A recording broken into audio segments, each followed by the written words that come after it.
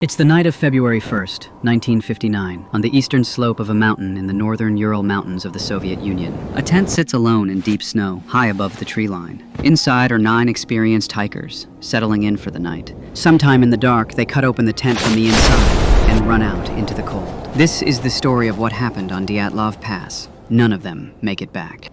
The group is led by Igor Dyatlov, a 23-year-old engineering student. The others are students and graduates from the Ural Polytechnical Institute, all seasoned in winter treks. They are attempting a difficult route through the frozen wilderness. To reach it, they must cross a mountain the local Mansi people call Kholat Syakhl. The name translates to Dead Mountain. They keep diaries. They take photographs. The last images show them setting up camp on the exposed slope on February 1st, smiling, digging the tent into the snow. Then the record stops.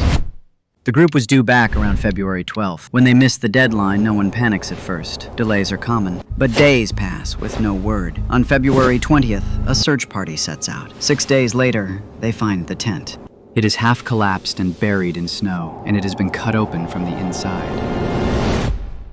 The hikers' belongings are still there. Boots, coats, equipment, all left behind. Whatever drove them out, they left without dressing for the cold. Footprints lead away from the tent, down the slope toward the forest. Some are from socks, some from a single boot. Some are bare feet in the snow. The prints show no sign of running in panic. They are evenly spaced, walking. There, under a large cedar, the searchers find the first 2 bodies. They are barefoot and dressed only in underwear. Nearby are the remains of a small fire. Branches on the cedar are broken high up, as if someone had climbed it to look back toward the tent. 3 more bodies are found between the cedar and the tent, including Dyatlov himself. They are positioned as if they had been trying to crawl back up the slope. They died of hypothermia. For weeks, that seems to be the whole answer. 9 people fled a warm tent into a deadly night and froze. But 4 hikers are still missing.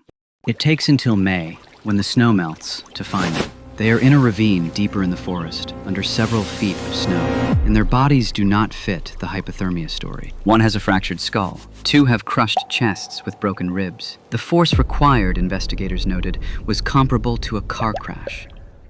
Yet there are no external wounds on the bodies to match the internal damage, no broken skin, and one of the women is missing her tongue and her eyes. The Soviet investigation runs for months. The official conclusion, when it finally comes, is a single strange phrase. The hikers died because of a compelling natural force that they were unable to overcome. The case is then classified and sealed. Files are locked away. The area is closed to hikers for 3 years. And so the theories begin. Some point to an avalanche, a slab of snow that struck the tent and drove them out. But the slope was gentle, and searchers found no clear avalanche debris. Some point to infrasound, wind rushing over the peak, producing frequencies that induce dread and panic. Some point to the Soviet military, to secret weapons tests, citing references of strange orange lights in the sky that night. Traces of radiation were found on some of the clothing.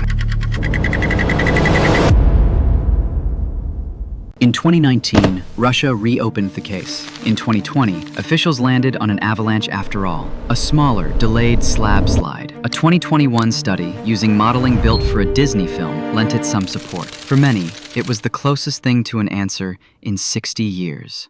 But it does not explain everything. Not the injuries without wounds, not the missing tongue, not the lights in the sky. Not why 9 experienced people made the one choice guaranteed to kill them.